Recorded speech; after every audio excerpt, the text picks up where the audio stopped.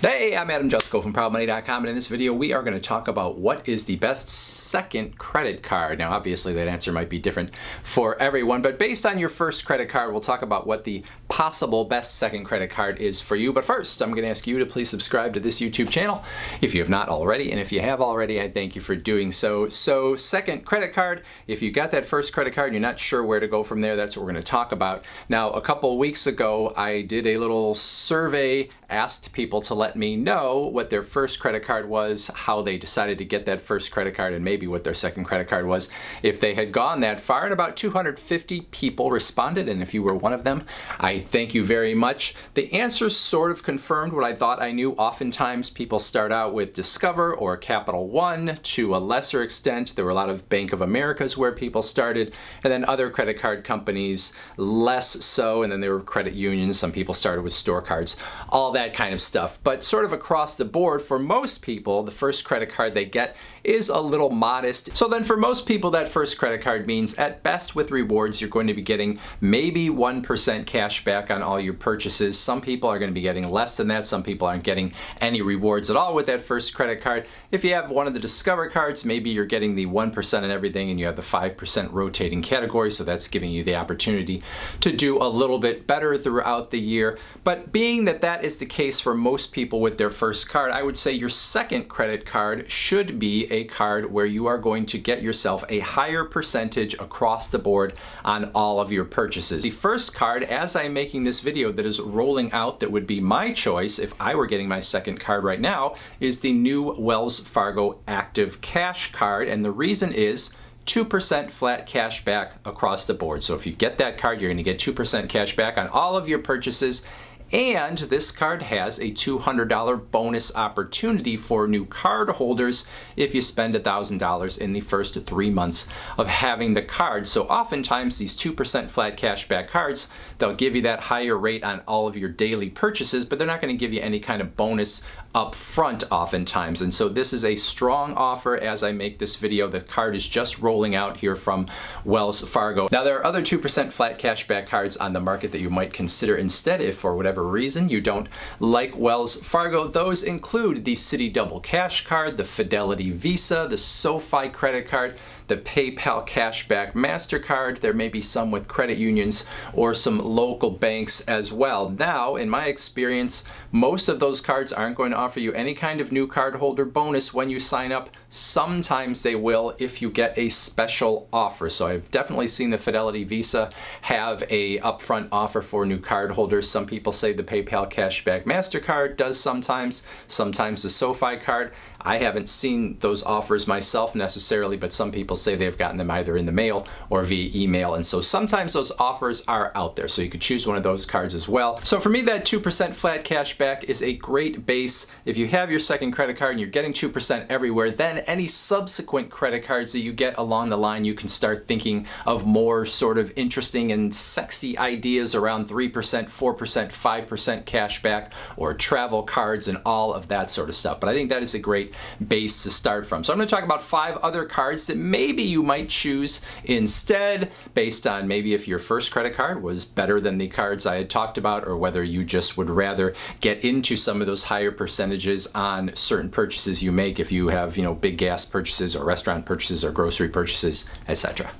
The Chase Freedom Unlimited could be a good second credit card, especially if you're not getting at least 1.5% cash back across the board on all of your purchases with that first credit card. So no annual fee. 3% cash back on dining purchases, 3% back at drugstores, 5% back on travel if you make those travel purchases through Chase's Ultimate Rewards portal, and then you would get 1.5% cash back on anything that didn't fall into those higher earning categories. So if you decided you wanted something a little more interesting than just a 2% flat cash back card for that second card, this one you could definitely make a case for. You would be increasing to that 1.5% sort of as a base, but then you have some extras here in terms of the dining, drugstore, and travel categories. Plus, there is a bonus opportunity on that card as I make this video, $200 if you spend at least $500 in the first 3 months that you have that card.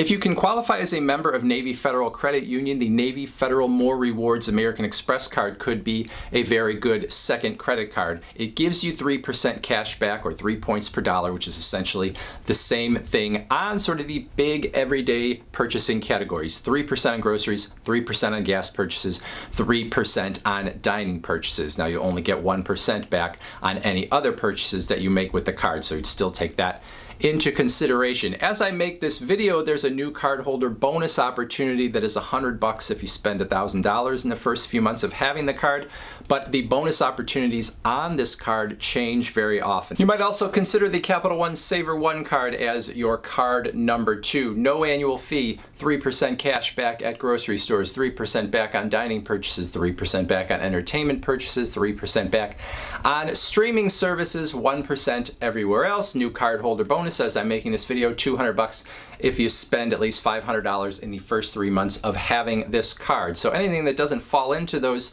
higher categories is only going to get you 1%, but you have a lot of nice 3% categories here. So depending on what that first credit card is that you have, this could be a good complement to it. The Blue Cash Preferred card from American Express could make a good second credit card. It has no annual fee in the first year. It does have a $95 annual fee every year after that, so you want to take that into consideration. But if you have a high spend in the grocery category in particular, that $95 annual fee could be very much worth it and make this a card that is worth holding over the long haul. So you get 6% cash back on your grocery store purchases on up to $6,000 in grocery purchases per year. So right there, if you maxed that out and spent $6,000 on groceries, that would be $360 in rewards, and that is just in the grocery category, which you could see already could sort of make up for that annual fee. And this card also has 6% on streaming services, 3% at gas stations, 3% on transit purchases, and then you get 1% back everywhere else.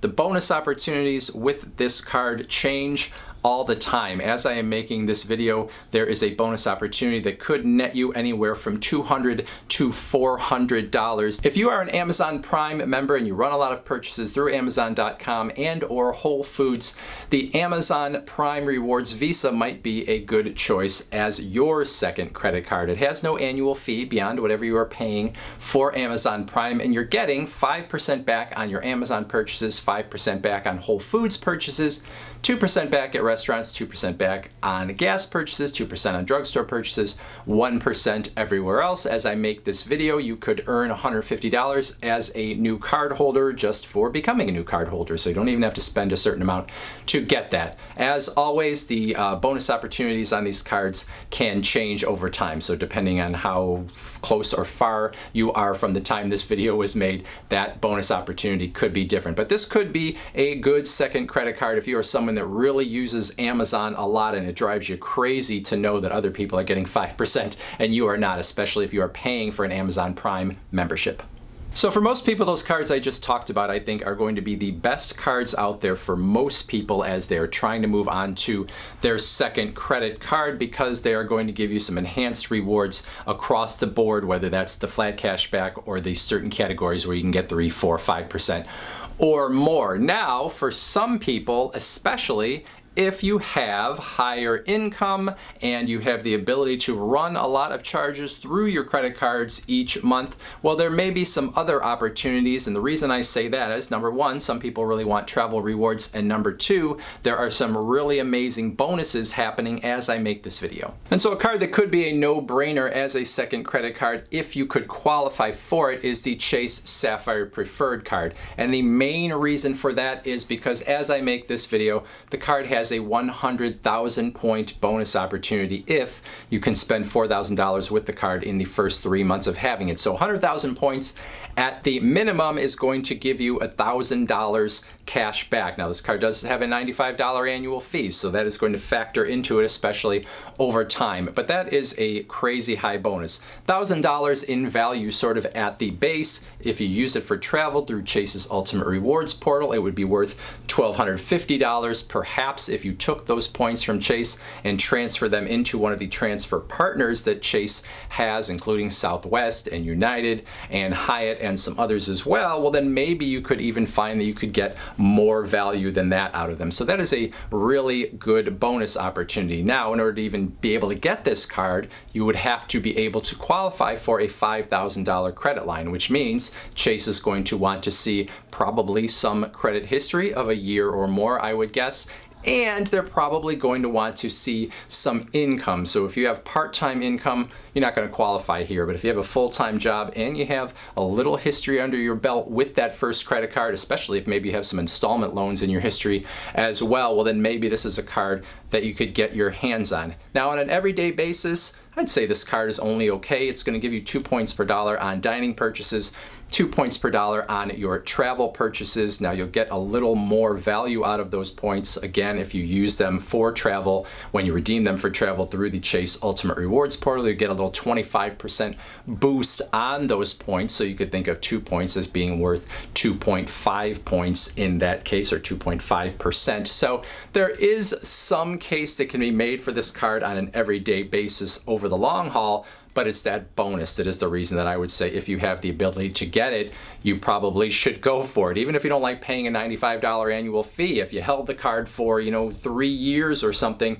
even if you paid that 3 times, if you got a 100,000 point bonus, well, think of that as $1,000 and you ended up paying $300 to get $1,000. That wouldn't be such a bad deal. So for me, if you're someone that could qualify, maybe you would choose this as a second card, even if it's not a card that would really get you excited on an everyday basis in terms of those rewards. Now, there are a lot of other travel credit cards out there right now from specific airlines and specific hotel chains that have really great bonuses on their cards, especially as travel has ramped up again. They're trying to get those points and miles into people's hands and get them back into their planes and hotels, but I don't know if they're a very good choice as a second credit card unless you are already getting points or miles in those specific programs. So if you're using Southwest on a regular basis, or United, or Delta, or American, or staying at Marriott, or Hilton, or Hyatt, if you're already accruing points in those programs, and it would make sense for you to have a credit card that sort of piggybacks on those, I think that could be a good second credit card. For a lot of people, it's not going to be, though, if you're not already getting points or miles, because of the fact that you're not going to be able to use those points as often for redemptions, and they're not going to be very flexible because you're only going to be able to use them for a certain airline or hotel chain. So I think travel credit cards that are specific to a certain travel company should go down the line after your second credit card when you have sort of a little base established that you're feeling pretty good about.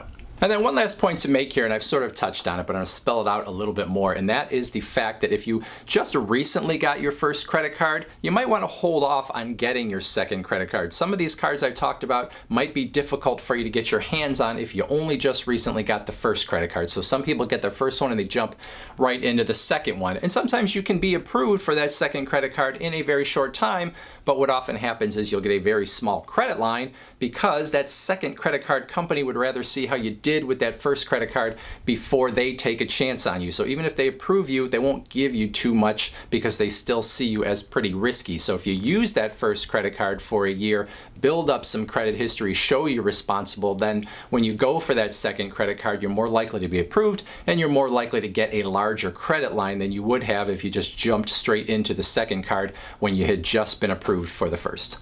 That's it. Questions or comments or other cards that you think I've forgotten that would be a good second card? I'd love to hear that all in that comment section below. Otherwise, I thank you for watching, and as always, please go to proudmoney.com where we do credit card reviews and we talk personal finance, and we talk deals and all sorts of other fun stuff too. Thanks for watching. Bye.